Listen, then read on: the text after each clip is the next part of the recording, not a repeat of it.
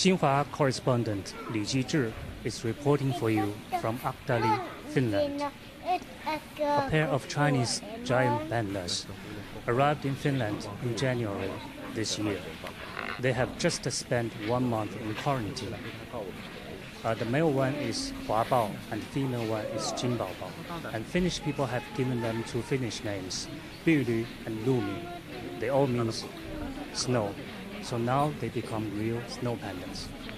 Tomorrow there will be a grand opening ceremony, and Finnish Prime Minister Juha Sipilä will be among the 100 guests. Starting from this weekend, the pandas will officially meet the public. Now let's go and talk with zoologist Jukka Salo, who knows better. Hi, Jukka. Hi. So how are these pandas ready for the public? It seems to be that they are ready because there is already then some experimental phase now, so that the audience can come to see them, and also then the panda can now see the people. So that they're starting then from tomorrow. So then there will be then a lot of people, and we already now know that the pandas are doing very well with the audience. They are not nervous and out and playing in the snow.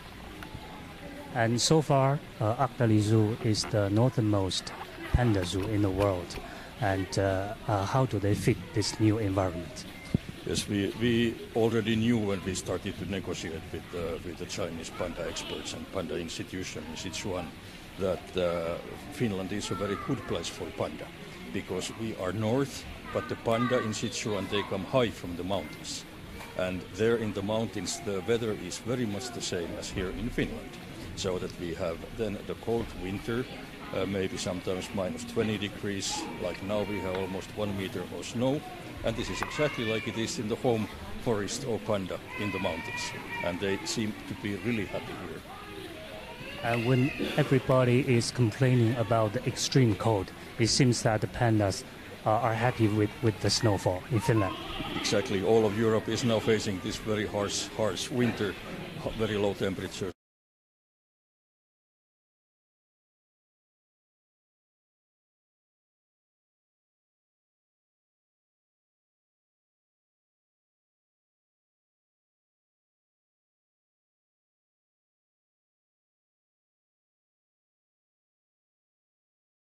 Snowballs, and they spend a lot of time outside, even if it is then very cold. Yes, actually we noticed that in this morning it was minus 14 degrees Celsius, and the pandas, they seem very active in the snow. Yes, as you noticed this morning then that immediately then at 10 o'clock when we opened the doors, so they both went immediately out and starting to play, and that male Huabao was doing exactly like the male panda is doing in the snow. So what he was checking his territory. Are there any other pandas? Well, no. And he was marking his territory. He has a special way how to do it. And then the female was immediately starting to play with the snow. So that as soon as they are let outside and we are sure that the conditions are right, then they go and they play a lot. And it seems now they have finished their second meal today, and they are taking a nap. Yes, the other one just now woke up about 15 minutes ago, and the female Jinbaobao is still then at the final stage of her daily nap. So that she has already come to the position that we know that very soon she is going to wake up. We have seen this place. It is, although it is the northern. Yes, you are right. So that we are then providing the best possible worlds for the panda. So that inside here the temperature is something like plus 15 degrees, and outside it is now minus 10. The pandas, they have special electric doors that they can open by themselves. They learned to open them just in a few days, and now they decide when they want to go out, when they want to come in, and they know exactly how to use the doors. What is the best indoor temperature for the giant panda, and what is the best outdoor temperature? It depends on the time of the year. So that this is one of the reasons why pandas are here, because Finland has the same 4 seasons, as the Panda Mountains in Sichuan. So that it depends a little bit about the time of the year. In the summer they are happy if it is plus 25 outside, they go happily out. And then in the autumn, 10 degrees inside, outside. That's part of the natural cycle during the year. And also this that then during the springtime in April, when the temperatures outside start to rise, there's more sunlight. So that is probably also going to be very important, that then they get interested to each other romantically when they have enough age, maybe next year.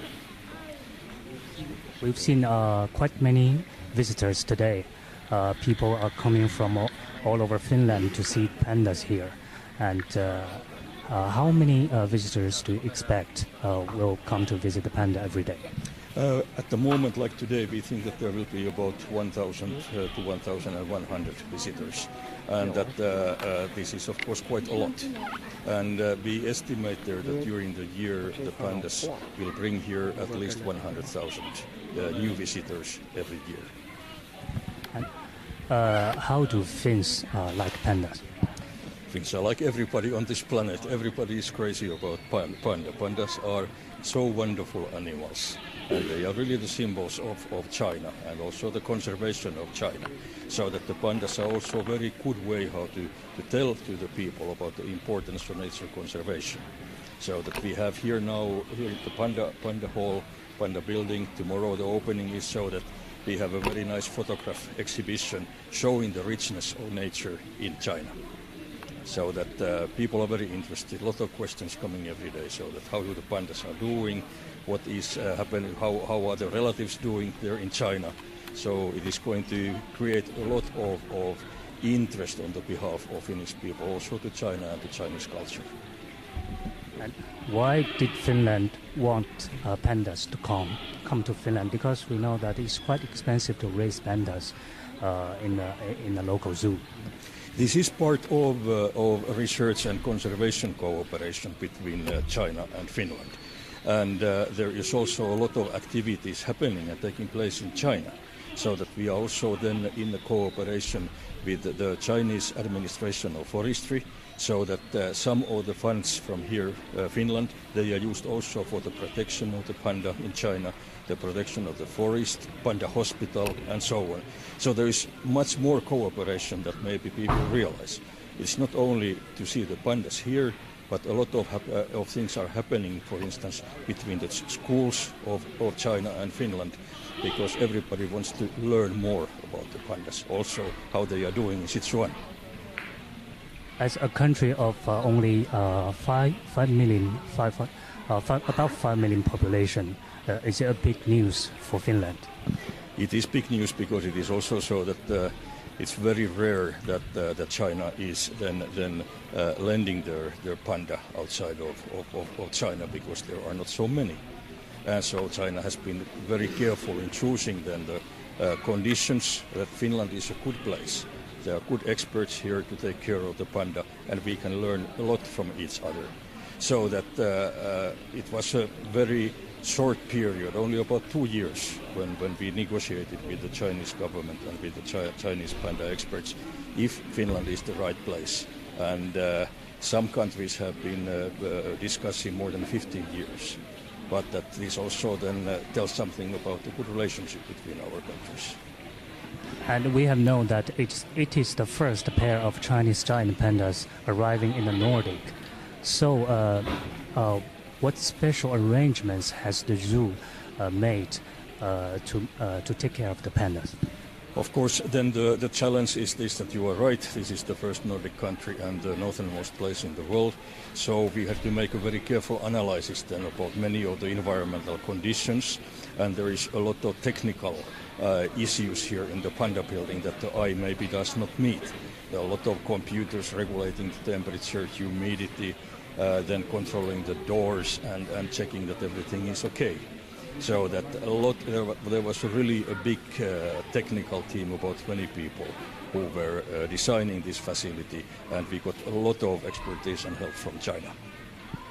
And we know that in the Nordic there will be a long, dark winters.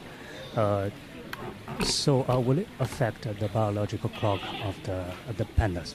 Yes, you are absolutely right in this, that this was one of the big issues to resolve, that in the winter time we have less sunlight than the pandas receive in China.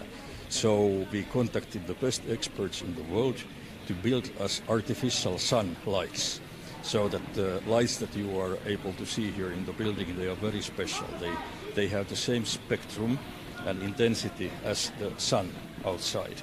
And this special lighting system is completely controlled by computers, and we are even then able to present the panda the natural light cycle of winter there in Sichuan, autumn of Sichuan, spring of Sichuan, so that this light issue has been taken very well. Yeah. So you are simulating a Sichuan province here. Yes, exactly, in many ways, so that we are very lucky that we have the natural forest around that is just like the forest there in Sichuan, Zhenglai and Minshan mountains. So we have the same kind of species here, and so that there were some other issues like the light, the humidity, and this, that we are sure then that we are able to monitor the environment. Those were taken care of, but the nature in Finland and in Sichuan mountains is the same. We also noticed that it's very dry. The air is very dry in winter in Finland, but here inside the zoo, it's quite humid. Yes, you have noticed everything. So that is true, especially now when there is this very dry, cold air in all of Europe.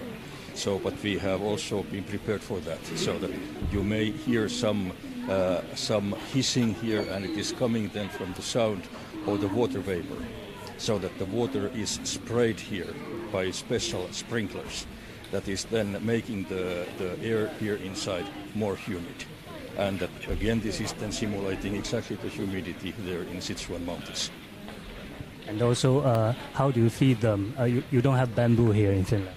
That is true. We are experimenting with the bamboo, yes, and there are some species that we are able to grow.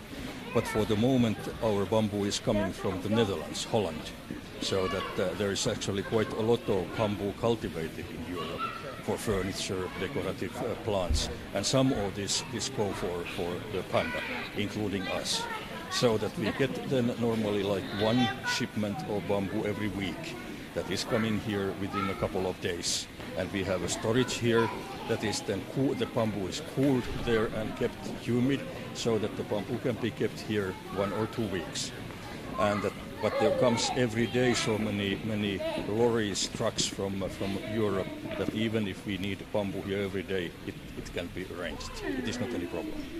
How much bamboo can one panda eat every day? It depends on the panda and on the time of the year, but our pandas at the moment are eating about 20 kilos each, so it's 40 kilos every day. And we will know then after this first year we will know more. These two pandas, the female is 3 years, the male is 4 years, and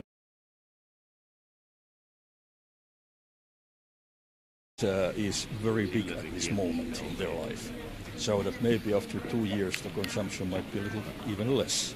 They will still get weight about 50 kilos to become something between 130 and 160 kilos. So that they are still growing, and the growing children, they need a lot of food. Yes, I've heard that local pupils, they have started to grow the bamboo themselves. Yes, we have 11 species of bamboos. They are originally coming from China, and they are those that are coming from Heilongjiang, northern China, and also from the high mountains in Sichuan. And there are 11 species that we are now experimenting. And we already have got a good result that many of these 11 species, they are able to survive the winter here. And especially now these years when there is very good cover of snow. So then the roots of the bamboo, they are not damaged by the frost. And there are some bamboos that we have here that in China they live in conditions when there is minus 30 degrees. So the same as here. So they should grow here. Now it seems that Jin Baobao is still sleeping. Yes, the male was already woken up about 20 minutes ago, and Jin Baobao sleeps a little bit more, but I expect that she will wake up any minute now because she has already the position of waking up. And when do you think they will start mating? We estimate that the first possible time for mating would be April next year, after 1 year. So that then the female will be then about almost 5 years old. And that is usually then the age. It might take still an additional one year, but we are very hopeful in this, that these good conditions in Finland. We have got one of the best pandas from China, very carefully chosen by the best experts in China. So we think that they also will like each other. So that when they were just shown to each other in China, they were showing some signs of mutual interest. And now, as we saw this morning, that when they went out, they are still then separated so that they can physically go together. But they were already showing a lot of signs that they would like to know more about each other. So maybe after 1 year, sure, after 2 years, we will have some progress. Sure. Yes. Two barriers here. Yes, we are now looking then to the outdoor enclosures of the panda building, and here we have a double fence system, so that there are two parallel fences separated by about half a meter distance. And at this moment, when the pandas are still new here and they are learning more about each other, this double system is needed so that we know that they are not aggressive to each other, so they cannot physically touch or use their paw or claws for any kind of fighting or things like that. But now, after some time, when we see that they know each other and we monitor their behavior, so then we first remove the other fence here, so then they can come close, sniff each other, touch each other, and then we start to know then that when would be the time that we are able also then let them to be together in the same enclosure. It's a process. Let's hope. Okay. Thank you. So, the pair of Chinese giant pandas, Huabao and Jinbaobao, or in Finnish name, Pyli and Lumi, they will live here for 15 years according to the agreement between Finland and China. They are expected to deliver babies here, and they will be acting as the ambassadors of friendship between the two countries. We are ending our broadcasting today, and we will come back to see them in the future. Xinhua correspondent Li Jizhi is reporting for you from Akdali, Finland. Thank you for watching.